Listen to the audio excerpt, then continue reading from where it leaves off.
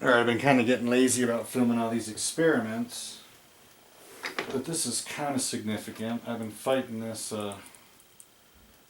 voice controller for a while now, and I guess the first point I want to make is just I don't have any pitch correction or actually no quantization or anything going on here. This is just kind of raw signal. But in any event, kind of have it working driving this analog synth like it should.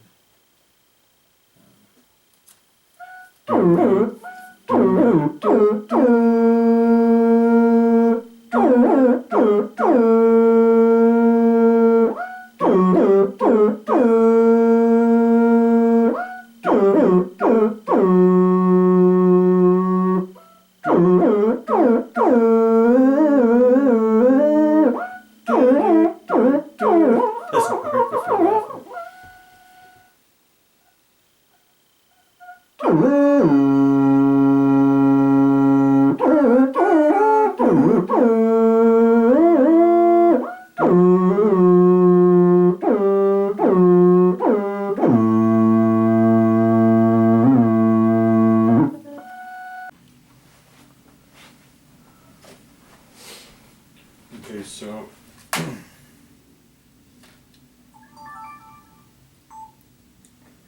Okay, so here we're just kind of working with the voice pitch controller. Overall, the experiments with that one haven't been going so good, which is probably why I haven't filmed a lot of them.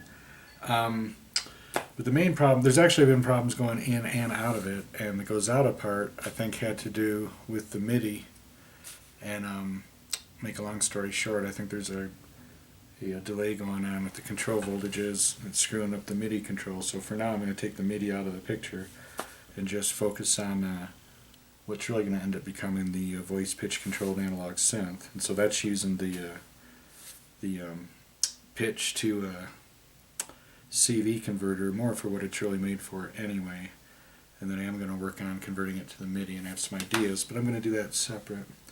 So in any event, this experiment, all I'm doing is I'm using this keyboard, which of course has a control voltage that it's creating. So here's that keyboard, and I'm purposely making just a real plain sound. I'm just trying to make a pure wave. This is close to a sine wave with a little rasp in it, but anyway. So this is making a wave using the CV, but it's the audio I'm coming out, and I'm having the audio hit this frequency, and then this is converting that audio frequency to a control voltage, just like it will with the microphone, but this way I'm giving it a nice clean signal. And then instead of going through the MIDI, I'm just coming over here to this oscillator with that control voltage, and that's driving this little synth right here. And he is plugged in.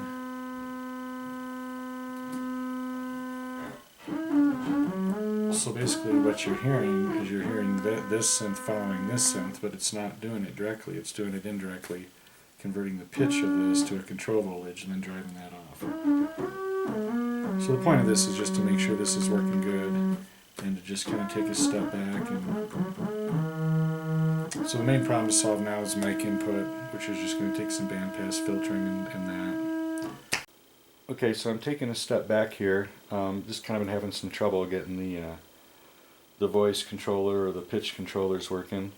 So I'm just focusing on the pitch to a CV converter for right now, and it's basically working. But what I'm doing on this experiment is I'm feeding it a series of really pretty much perfectly clean input waves, which is something in the real world we'll never have. And I'm just kind of got it established as a baseline. And then I'm just going to kind of do a series of experiments kind of from both directions just to figure out what the qualities of the waves have to be to really work well, and then I'm going to use that to make the voice work good. So for example, on this one I'll start with like a clean square wave and sine wave, and then I'll alter it, and we're just going to find out how much alteration it can take till it freaks out from that direction. And then I'll start with probably a voice wave, and then I kind of know that won't work because that's been the problem. And then probably by filtering our harmonics I'll start to get cleaner waves, and And my plan is I'll end up with kind of a window that'll show me what wave qualities will work. So my starting point is this. And I'm just feeding in a square wave. And I'm starting with a square wave because if you think of what a pitch to CV converter does, that should be the most straightforward way to do it. I mean, you can literally see the number of pulses per time. Each square is in this case 250 milliseconds. Or 2.5 milliseconds. And then you can see the square wave. So, and you can kind of see and hear also that it is tracking the frequency being the spacing between these waves. So you can clearly see it tracking the frequency and you can hear it. We have a real clean square wave coming in. Okay, so this first one of these experiments I just did has already been a little bit helpful in telling. So if I just hit it with a very clean square wave, it's tracking pretty good. And then as soon as I start to bring up some noise in the system, if you look here, you'll see when I bring up noise, you'll see the noise harmonics come in on that. There's the noise. It'll start to have right about there.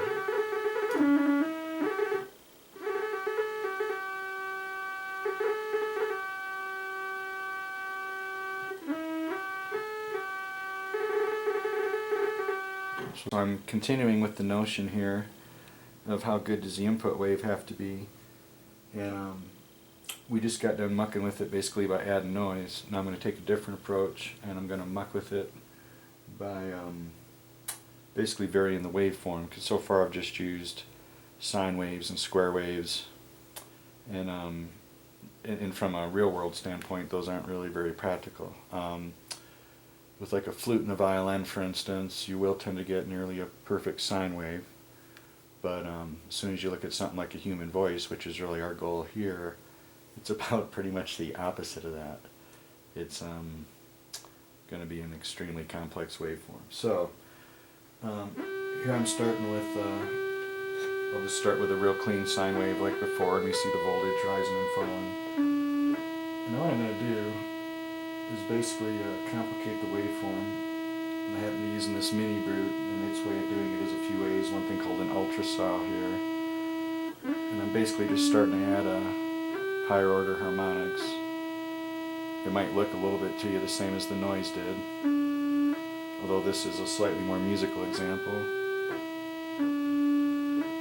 These harmonics are closer to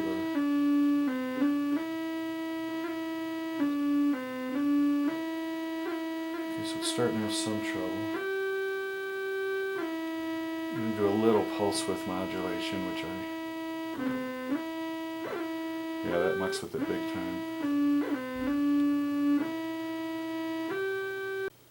Okay, so this happens to be a chart that maps the various singing ranges to a frequency. And the two I'm really focusing on are alto and tenor, which really cover most normal humans' ability to sing. And if we track that down, the interesting point becomes you're basically only talking a range of about 130 or so to about 500 or so hertz. A very small, narrow range. So that is making me more hopeful of the impact a decent bandpass filter will have on this.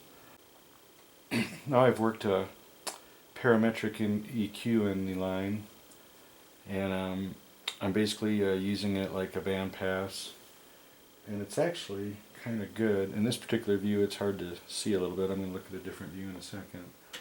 But I'm actually adding a reasonable amount of noise and mucking with the wave about as much as I was before where all the problems were happening. And it's definitely working better.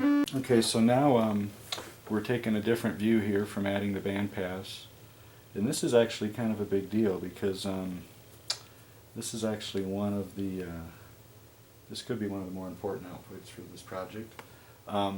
So basically, now what we're looking at is the input wave and then really the output wave from our first stage, which is then going to be what goes to the pitch to CV converter. But the interesting point here is if I start with a clean wave, so here's our starting point, of course it's working. Now watch what happens when I add noise. So you kind of see the noise coming in, kind of looks like those little hairs, whatever, on the...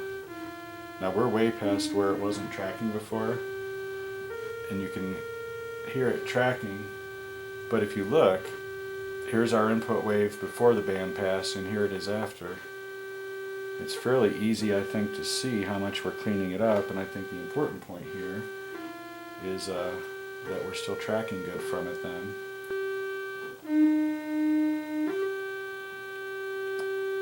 And really the bandpass filter we'll add will probably be more specialized anyway, so this is a pretty general approach, but this is kind of a big deal because it does mean making the voice controller work is looking a lot more practical.